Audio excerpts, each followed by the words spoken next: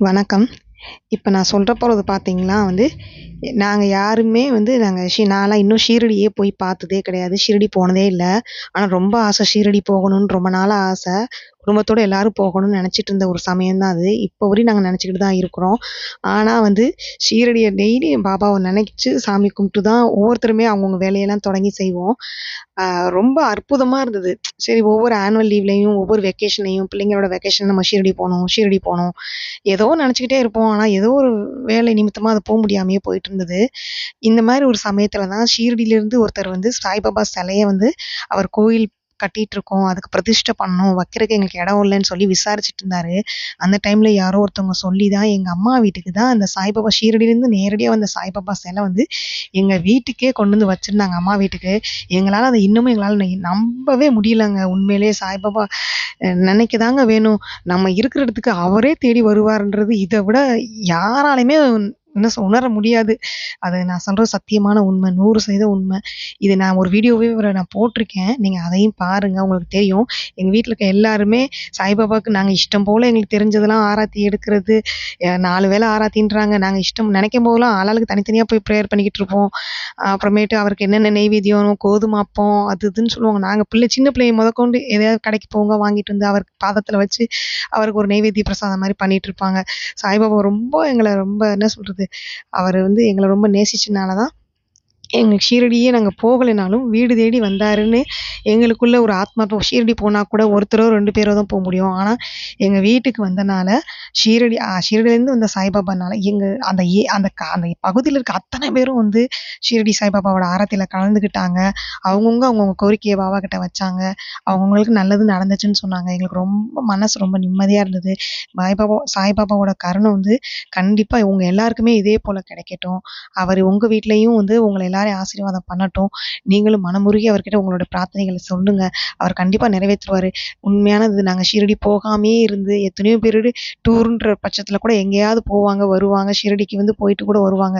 ஆனா நாங்கலாம் ஷீரடி பாபாவ நெனச்சு கும்பிட்டுட்டே தான் இருப்போம். ஆனா ஒரு ஒரு டைம் கூட எங்களுக்கு அது போறக்கூடிய வாய்ப்பே இல்லாமயே போயிடுச்சு. நாங்க எப்படியாவது போவறக்கு இன்னும் முயற்சி பண்ணிட்டே இருக்கோம். அதுக்கிடையில எங்களோட இந்த வருத்தத்த கூட சாய்பாபா காதுல கேட்டிருப்பாரோ கேட்டனால எங்கள தேடி வீடு தேடி நான் உன்ன தேடி நான் வர்றேன். உங்க எல்லாரையும் நான் உங்க வீட்டுக்கு பார்க்க வர்றேன்னு சொல்லி இந்த மாரி தான் இருந்தது. அவர் வருகைய நெனச்சு நெனச்சு நாங்க ரொம்ப பூரிச்சு போயிட்டோம். உண்மையிலே மனசுலாம் ரொம்ப சந்தோஷமா இருந்தது. எ இந்த அவர் அவர அவர பார்க்கறதுக்கே அவ்வளோ ஒரு தெய்வீகமா இருந்ததுங்க. உண்மையிலேயே சொல்லப்போனா. அவருக்கு எங்களுக்கு எப்படி பணிவிடை செய்றதுன்னு கூட தெரியாது. என்ன மாரி ஆரத்தி எடுக்கிறதுன்னு கூட தெரியாது. கோயில்ல போய் நாங்க பார்த்த பழக்கத்துக்கு வீட்ல இருக்கிறதுக்கு நாங்களா ஆராத்தி பாட்ட போட்டு சின்ன பிள்ளைங்க நாங்க எல்லாரும் ஒண்ணா உட்காந்து பாடிட்டு, அவருக்கு வேண்டிய பிரசாதம், பிஸ்கட் பாக்கெட்டு வர்றவங்க ஏதாவது சின்ன சின்ன பிரசாதம் குடுத்தா அதையும் வச்சு நாங்க சாமி கும்பிட்டுட்டு இருந்தோம்.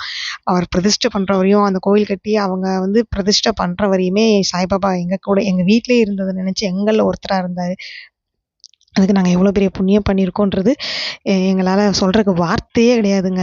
உண்மையிலேயே சாய் எப்பயுமே கூட இருக்காரு. நம்ம நம்ம கூட தான் இருக்காரு. அவர நீங்க உணர்றவங்களுக்கு அது நல்லாவே தெரியும். அவரோட மகிமைய சொல்றதுக்கு எனக்கு வார்த்தையே கிடையாது. சாய் நாமத்த சொல்லிட்டே இருங்க. எந்த ஒரு சூழ்நிலையும் சாய்பாபா நம்மள கைவிடவே மாட்டார். நம்ம எல்லா எல்லா இடத்துலயுமே அவர் நிறைஞ்சு தான் இருக்காரு. நம்ம கூட இருக்காரு. நம்ம தாத்தாவா இருக்காரு. நம்ம அப்பாவா இருக்காரு. நம்ம நண்பனா இருக்காரு. அம்மாவா இருக்காரு. எல்லாமாவே அவர் இருப்பாரு. நம்மளோட கஷ்டம், கண்ணீர துடைக்கிற கைகளாவே அவர் இருப்பாரு. நம்மள தாங்கி பிடிக்கிற ஒரு ஜீவன் சாய்பாபா எப்பயுமே நம்ம கூட இருக்காருன்னு உங்க குடும்பத்துல இருக்க எல்லார்கிட்டயும் நீங்க சொல்லுங்க. அவங்களையும் அவர்கிட்ட வேண்ட சொல்லுங்க. கண்டிப்பா அவர் நீங்க இப்படிதான் வேண்டணும்னு இதெல்லாம் இல்ல. நீங்க உங்களுக்கு என்ன சொல்ல முடியுமோ நீங்க பேசுங்க அவர்கிட்ட. அவருக்கு எல்லாமே கேட்பாரு. அவரு உண்மையிலே நாங்க குடும்பத்துல இருக்க எல்லாரும் பேசுறத அவர் கேட்டனாலே என்னமோ வீடு தேடியே வந்தது ரொம்ப சந்தோஷங்க. ஓம் ஸ்ரீ சாய்ராம். உங்களுக்கும் நல்லதே நடக்கட்டும். உங்க வீட்லயும் சாயினுடைய அருள் பெருகட்டும். வாழ்க வளமுடன். நீங்களும் சாய்நாதன் கிருபையினால உங்களுக்கும் ஒவ்வொரு நாளும் இனிமையான நாளாவே அமையட்டும். உங்களோட கோரிக்கைகள் எல்லாம் சாய்பாபா நிறைவேத்தட்டும். எங்க கோரிக்கைகள் சாய்பாபா நிறைவேற்றிக்கிட்டே இருக்காரு. உங்க கோரிக்கைகளையும் அவர் கண்டிப்பா நிறைவேற்றுவாரு.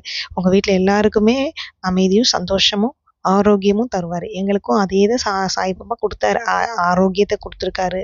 சந்தோஷத்த குடுத்துருக்காரு. எங்க கூடயே இருக்காரு. உங்களுக்கும் அதே நடக்கட்டும். வாழ்க சாய்நாமம்.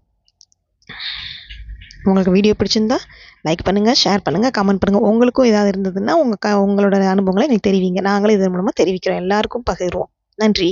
வணக்கம்.